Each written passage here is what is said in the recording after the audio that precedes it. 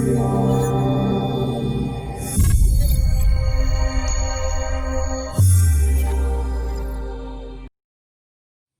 everyone, and welcome. I'm Liz with Sea Level Social, and I'm joined by my friend Kern Halls of Ingenious Culinary Concepts. Hi, Kern. Hey Liz, how you doing? Great, great. And I'm so excited to hear about this topic because it's not one I know a lot about, and you're really going to break it down for us and take us kind of to the basics of this. So thank you so much. First question I have for you is with cafeteria remodels, it seems like such a huge project and it could be tedious. And I know that obviously directors, assistant directors, supervisors are balancing so many hats. Like if someone's looking at a cafeteria remodel, what kind of timeline are they looking at? Yeah, so after your model, depending on the size of it, you have to look and see it probably anywhere between maybe 6 weeks at the most, 8 weeks depending on time of the year. I always tell people like if you're gonna go through a cafeteria model, don't wait until treat it as a summer project because everybody else is doing the same thing and they wait till summer. So some of the things that we've done is that we've implemented over time, being able to be in Friday after lunch and be done by Sunday. So, we'll be out of there by Sunday, and students literally walk into the cafeteria on a Monday to a brand new cafeteria. I had no idea. That's amazing. And I've got to think too, it kind of generates some buzz for the students. Like if you're trying to, the whole point is to get them to want to dine with you. And if they know this is happening, kind of could inherently just get increased participation right there. Yeah, like automatically. We're looking at most of our clients that we've dealt with on the low end. They've had a 15% increase in participation. But here's the funny thing that you're like, when I first heard about Snapchat, we were doing a school and we went to school a bit earlier Thursday and they fed them in their classrooms on Friday. And some students came by and they peeked through the window and literally saw the student lift up their phone and record it.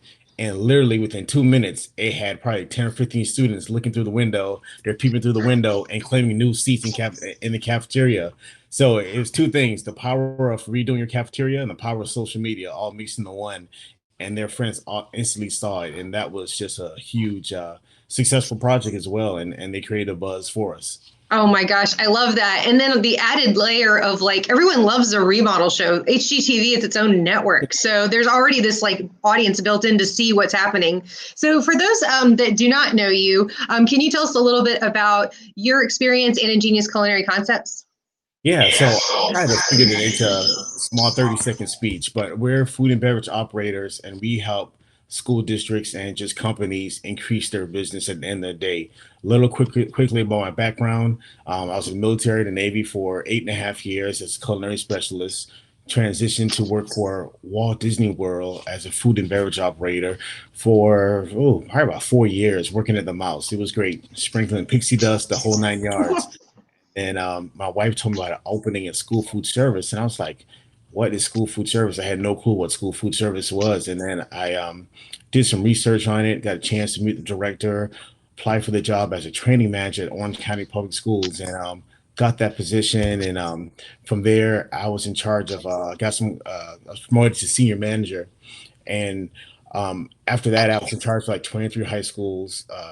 A catering team, a training team, marketing, communications, anything that went good or bad, we had to make sure that we took care of it with the media and then just really had a lot of success with it, right? I just really wanted to turn school food service over and just say like, hey, I think it's more than just school food service. So we took a retail approach and just, thankfully, we're here in the backyard of the Magic Kingdom and Universal Studios and all the theme parks.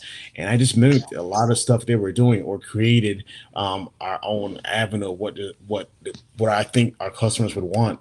And we're successful to really help turn around the district and also just feeding more students at the end of the day. And now I get a chance to do that across the country and U.S. territories.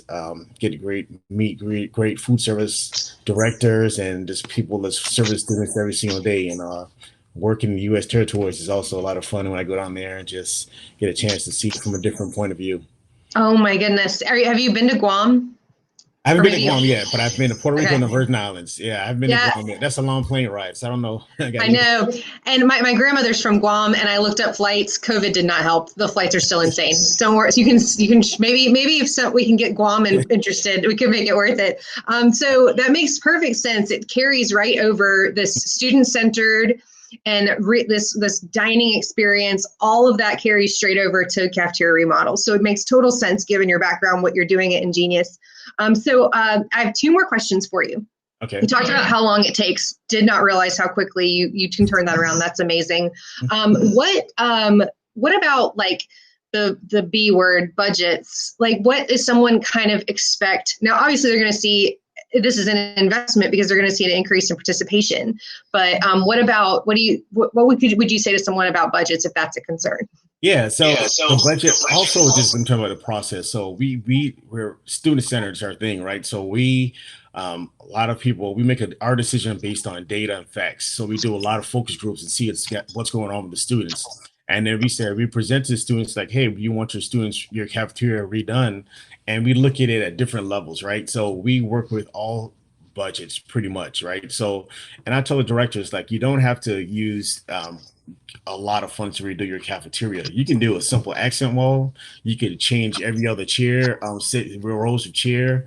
You can just paint. It all depends on what you want to do. So you want a Kia to a Bentley. It all depends what you want, right? So just on budgets, I've seen people spend $5,000. I've seen people spend close to $300,000. All depends on how big they want to make an impact.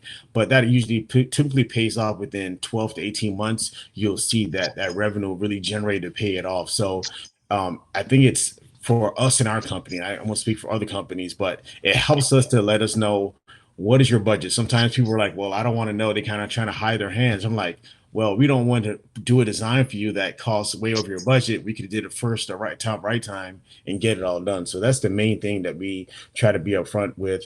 We don't charge anything to do a design, to do a package for you all. There's no fees involved. So there's nothing to hurt. And we plan to work with people a year and a half out, and just we plan to see what's best for them to get it all done. And I actually, in working with you more closely this year and then COVID hit, I was actually thinking, oh my gosh, these cafeteria remodels are going to come to a standstill. But it's so funny just scrolling through Facebook, scrolling through social media. Everybody had their assembly lines in the cafeterias was where they were doing it. I saw more pictures of cafeterias once school closed than I ever saw before, like of the actual full cafeteria. So if you're thinking, oh, the kids aren't in the cafeteria, you're still like so many districts are still publishing and putting that cafeteria out there and it's still part of your brand. So it's, I guess my last question would be, given COVID-19 and things are changing so rapidly, like what's some special considerations or special, like just things that are different given that if someone is interested in go ahead and still doing the remodel amidst all of this, is there any special considerations they should have or any kind of any concerns they might have? Yeah, so of course there's concern. So the CDC, your local health department, they all have the social distancing rules. That's gonna be a lot different for school cafeterias just because of sheer numbers. It's not like a restaurant, we serve a lot of students. So I know they're gonna eat in their classrooms. I know are they gonna eat in their cafeterias? But at the end of the day, the cafeteria is going to exist. So why not make it look good, right? So I mean, at the end of the day, people really don't understand. And just for me, doing tons of focus groups, is when the students come from classroom, like this is their chance to woosah. So you can woosah and hang out with your friends in a nice, friendly, clean environment, or it could just look kind of like a prison, just plain walls, not putting anything into it. It's one thing if you don't have any money, but I think that you can find funding, work with the district, and work with, I say work with us. We can kind of figure out and see what you can do. We had one client, never forget Hamilton County. Shout out to Ida out there. That was one of our first districts that we did. It's only a small district. I think they had 3 schools. So we did our middle school / high school. If we did half the cafeteria and then she was going to do the other half next year, the superintendent walked in and said like, oh my gosh, this is awesome because they used the event space for more than just the cafeteria eating.